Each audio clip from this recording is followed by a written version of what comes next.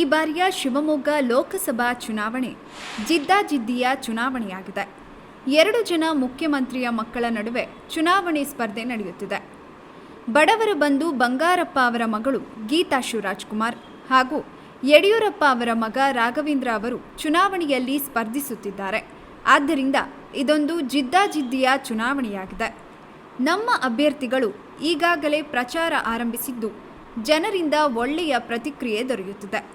ಶಿವಮೊಗ್ಗ ಜಿಲ್ಲೆಯಲ್ಲಿ 100ಕ್ಕೆ 100ರಷ್ಟು ಗೀತಾ ಶಿವರಾಜ್ಕುಮಾರ್ ಅವರು ಗೆಲುವು ಸಾಧಿಸುತ್ತಾರೆ ಎಂದು ಸಾಗರ ಕ್ಷೇತ್ರದ ಶಾಸಕರಾದ ಬೇಳೂರು ಗೋಪಾಲಕೃಷ್ಣ ಅವರು ಪತ್ರಿಕಾಗೋಷ್ಠಿಯಲ್ಲಿ ತಿಳಿಸಿದ್ದಾರೆ. ಅದು ಶಿವಮೊಗ್ಗ ಜಿಲ್ಲೆಯಲ್ಲಿ ನಮ್ಮ ರಾಷ್ಟ್ರೀಯ ನಾಯಕರು ಮತ್ತು ರಾಜ್ಯ ನಾಯಕರು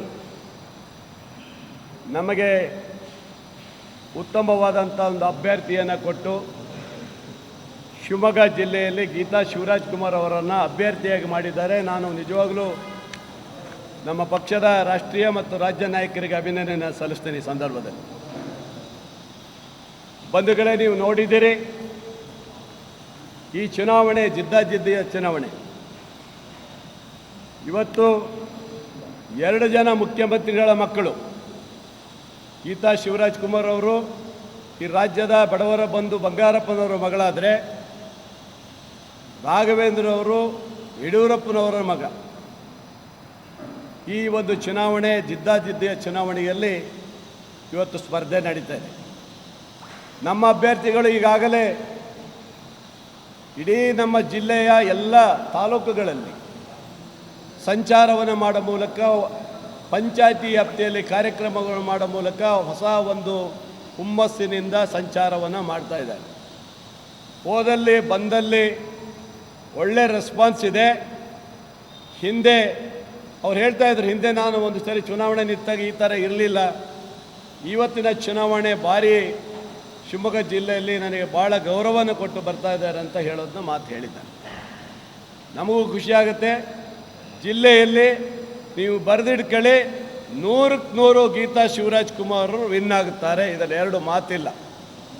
ಕಾರಣ ಇಷ್ಟೇ, BJPಯ ಧೋರಣೆಗಳು ಈ ಜಿಲ್ಲೆಯಲ್ಲಿ ಹೆಚ್ಚಾಗಿದೆ.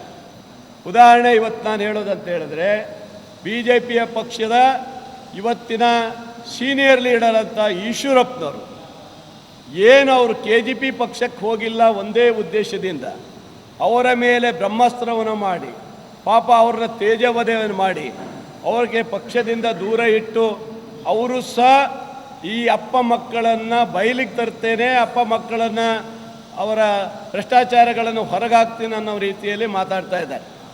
ಯಾಕಂದರೆ ನಿಮಗೆ ಗೊತ್ತಿದಂಗೆ ಈಶ್ವರಪ್ಪ ಅಂದರೆ BJPಯ ಕಟ್ಟ ಅಭಿಮಾನಿ, ಹಿಂದುತ್ವದ ಅಭಿಮಾನಿ ಅಂತ ಹೇಳ್ಕೊಂಡಿದ್ದಾರೆ. ಹಿಂದುತ್ವವನ್ನು ತಾವು ಇಲ್ಲಿ ಕಟ್ಟಿ ಬೆಳೆಸಿದವರು ನಾವು, ನಮ್ಮನ್ನೇ ದೂರ ಮಾಡಿದ್ದಾರೆ ಅಪ್ಪ ಮಕ್ಕಳು ಅನ್ನೋ ರೀತಿಯಲ್ಲಿ ಇವತ್ತು ಅವರು ಬಿಂಬಿಸೋದು ನೋಡಿದಾಗ BJPಯ ಪಕ್ಷದ ತತ್ವ ಸಿದ್ಧಾಂತಗಳೆಲ್ಲ ಗಾಳಿ ತೂರು ಹೋಗ್ತಾ ಇದೆ ಬಂಧುಗಳೇ. ಅವೆಲ್ಲವನ್ನು ನಾವು ಇಟ್ಕೊಂಡು ಈ ಜಿಲ್ಲೆಯಲ್ಲಿ ನಮ್ಮ ಕಾಂಗ್ರೆಸ್ ಪಕ್ಷ ಅಧಿಕಾರಕ್ಕೆ ಬಂದಿದೆ. ನಮ್ಮ ಜಿಲ್ಲಾ ಮಂತ್ರಿಗಳಾದಂಥ ಮಧು ಬಂಗಾರಪ್ಪನವರ ನೇತೃತ್ವದಲ್ಲಿ ಜಿಲ್ಲೆಯ ಅಭಿವೃದ್ಧಿಯ ದೃಷ್ಟಿಯಲ್ಲಿ ನಾವು ಇಟ್ಕೊಂಡು ಕೆಲಸ ಮಾಡ್ತಾ ಇದ್ದೀವಿ. ತಾಲೂಕುಗಳಲ್ಲಿ ನಾವು ಇದ್ದೀವಿ, ಇವತ್ತು ಸಂಗಮೇಶ್ವರ ಇದ್ದಾರೆ. ಒಟ್ಟಿನಲ್ಲಿ ಈ ಜಿಲ್ಲೆಯ ಅಭಿವೃದ್ಧಿಗೆ ನಮ್ಮ ಕಾಂಗ್ರೆಸ್ ಪಕ್ಷ ಇರೋದರಿಂದ ನಮಗೆ ಯಾವುದೇ ಸಮಸ್ಯೆ ಬರಲಿಕ್ಕೆ ಸಾಧ್ಯ ಇಲ್ಲ. ಆದ್ದರಿಂದ ಇವತ್ತು ಕಾಂಗ್ರೆಸ್ ಪಕ್ಷದ ಅಭ್ಯರ್ಥಿಗೆ ಹೆಚ್ಚಿನ ಒಂದು ಶಕ್ತಿ ಸಿಕ್ಕಿದೆ.